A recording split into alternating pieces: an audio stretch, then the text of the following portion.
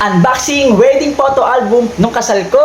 So mga kadugyot, eto na yung wedding album at malaking wedding photo nung kasal ko. Masaya naman ako na dumating to, no? Pero hindi lang ako ganun ka-excited. Hindi lang ako excited makita itsura ko dito kasi sa mga picture pa lang nakita ko na itsura ko at wala ako sa kondisyon. So mga kadugyot, bago natin ito i-unboxing at pakita sa inyo, konting story time lang muna tayo kung bakit hindi ako excited makita itsura ko kahit nung kasal. So mabilis na ano lang tayo na story time, short story time. Kasi mga kadugyot, siguro mahigit isang buwan bago kami ikasal is mahigit isang buwan din kami halos nasa ospital kasi yung tatay ko nasa ospital. So bago pa yung ma-confine sa ospital, katakot-takot muna na pangyayari mga nangyari. Bago ma-confine, katakot-takot at halos walang araw na hindi kami gagamit ng ambulansya kasi halos araw-araw may nangyari dito sa bahay sa kanya. So syempre ako laging kasama. Ako pa naman, medyo nervyusin pa naman ako. So syempre sa mga nangyayari, no, hindi ka makakain, hindi ka makatulog, stress ka sa nakikita mo sa paligid, gastos pa. Alam mo yung gutom na gutom ka na, pero pag kumain ka, parang ayaw ng katawan mo, stress ka, sobrang dami mong iniisip.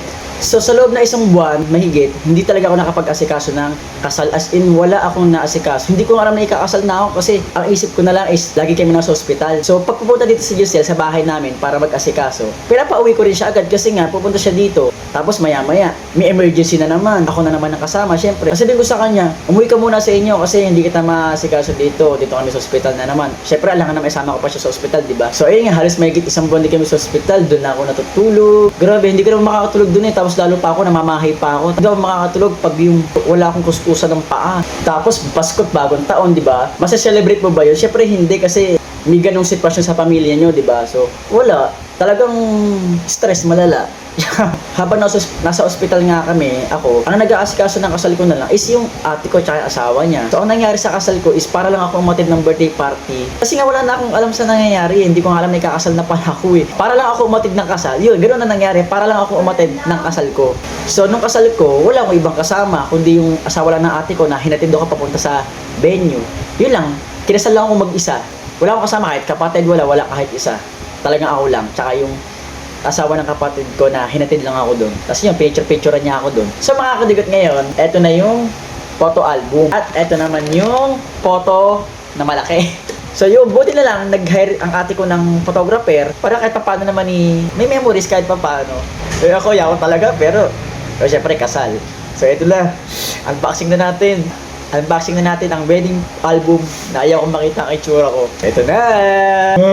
Pangit ko dito sobra guys, promise. Piling pogi pa ako.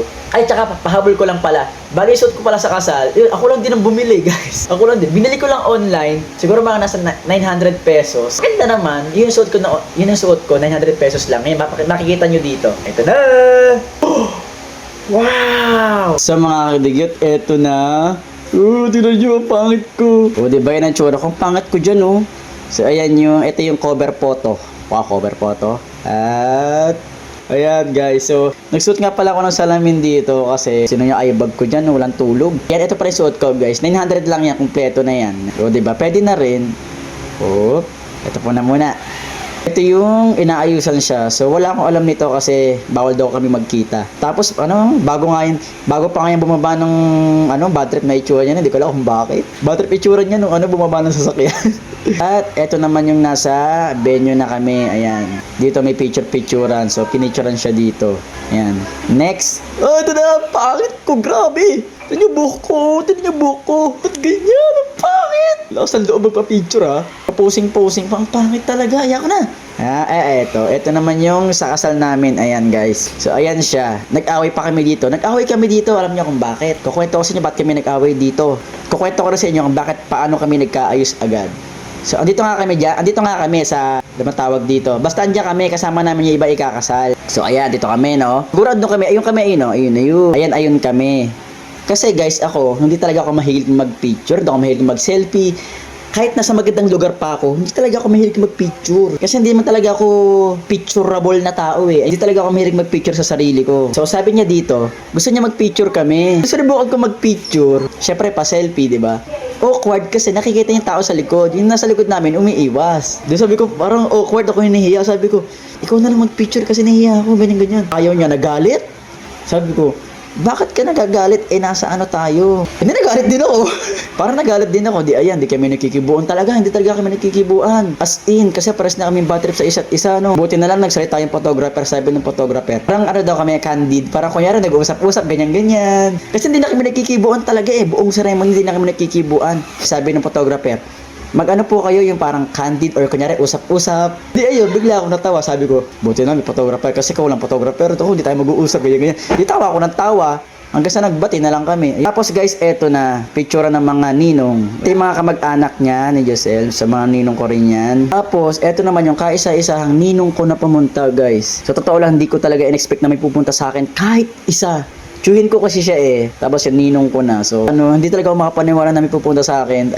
Unexpected pa kasi kumbaga tito ko lang naman siya sa parang sa pinsan, hindi yung titong buo. Kaya talagang sobrang thankful ako kay Tito Pepe kasi kahit papaano talaga na may pumunta sa akin isa. At nagulat talaga ako na may umatid ng kasal ko. Kasi ako lang mag-isa talaga yan eh. Ayan, ito pa ibang picture. Ayan, ninong ko din. Ito mga ninong.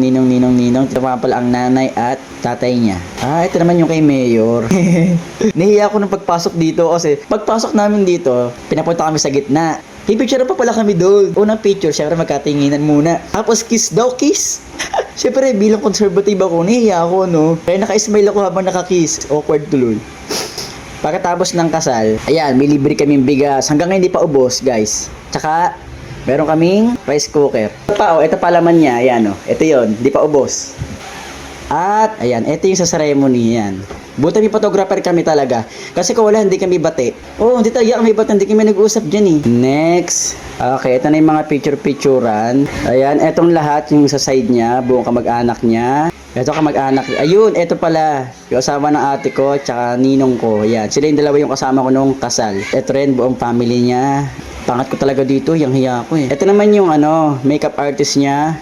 At ito naman yung MC. Ito naman yung ninong, ninang. Ito yung mga ninang tsaka mga kamag-anak niya sa kanila. Ito, jowa ng kapatid niya, jowa ng kapatid niya, jowa ng kapatid niya. Lahat pala ng kapatid niya may jowa.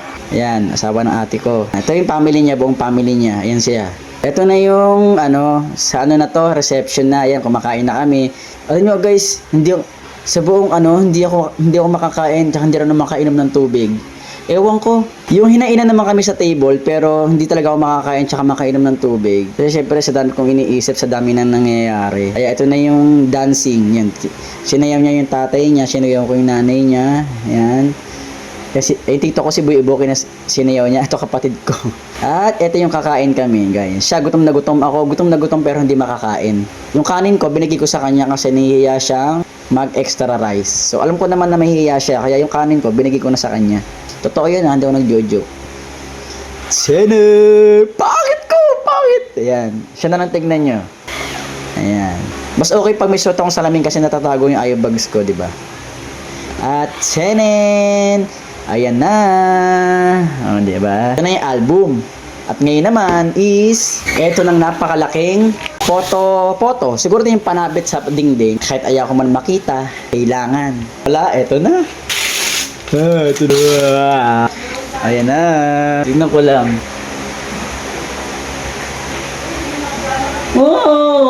Pangit ko. Ito na. Pangit. Channing. Ayan na guys. Okay, ako na.